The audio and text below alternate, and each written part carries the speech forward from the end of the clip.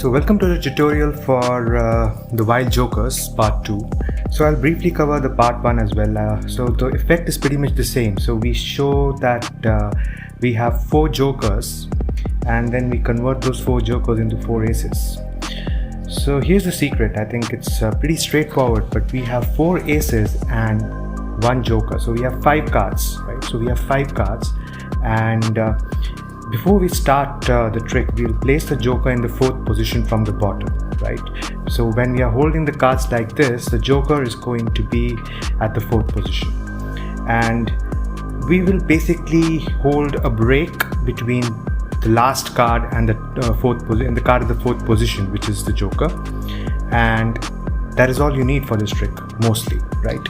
So to begin the trick, we will show the spectator that we have 4 cards by holding 2 cards together in the end.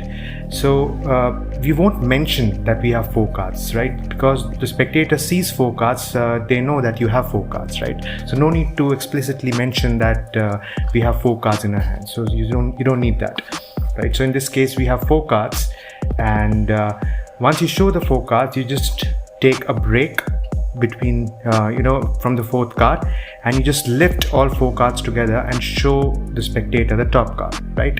So in this case, it's a joker.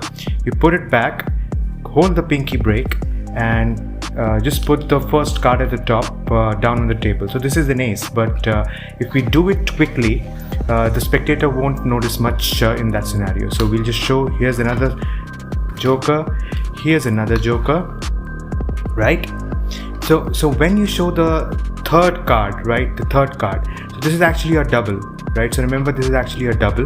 So when you show the 3rd card, you just place the last card at the on the table.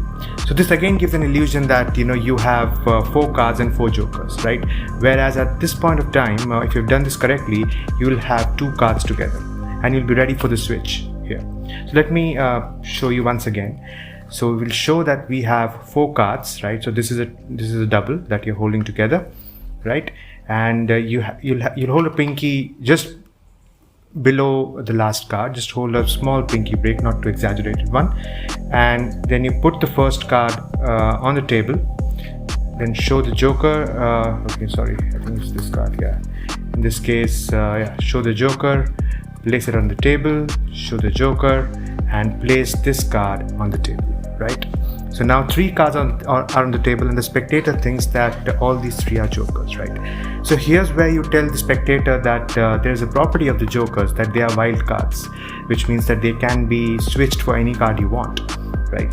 And then you go for your change. Whatever color change you can do, you can go for any change that you want. But in my case, I did more of a side steal kind of a change, where I push the bottom card with my ring, index, and the middle finger, right? I just push it slightly.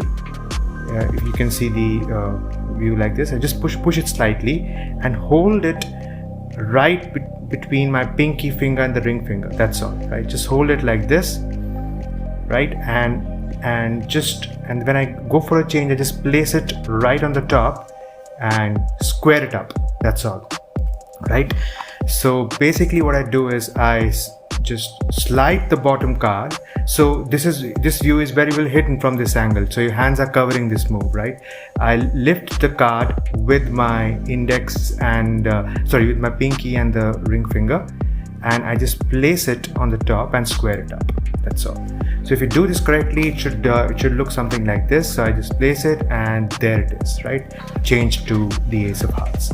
So and then once you do this change, you can either just show all the 3 cards that all the 3 other jokers have also changed, or if you would like, you could just go for something I did in the performance, which is you just place this on the top and then show that, hey, this is turned into an ace.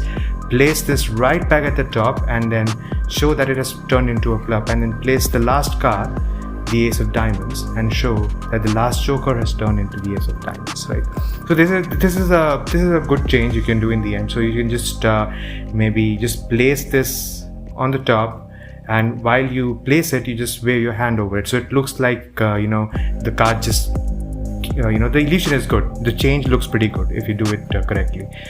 So that's the tutorial for the wild jokers.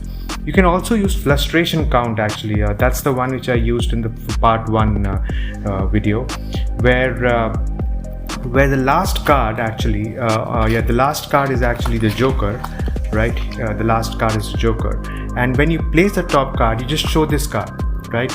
So you place another card, show this card, place another card, show this card, something like this. So basically you are just showing the bottom card, but if you do it correctly, it creates an illusion that you're actually placing 4 jokers on the table. So it goes like this, right? So you've placed 3 jokers, 3 cards on the table, and you're again in the same scenario where you have 2 cards, and you just have to go for a change, right? So you can also go for a Bertram change, where you hold the card in the Tenkai palm and then just change it like this. So that's another option, Bertram change, or you can go for the side steal. So yeah, I hope you liked it. So it's a simple packet trick that you can do, and thank you for watching, and I'll see you in the next trick.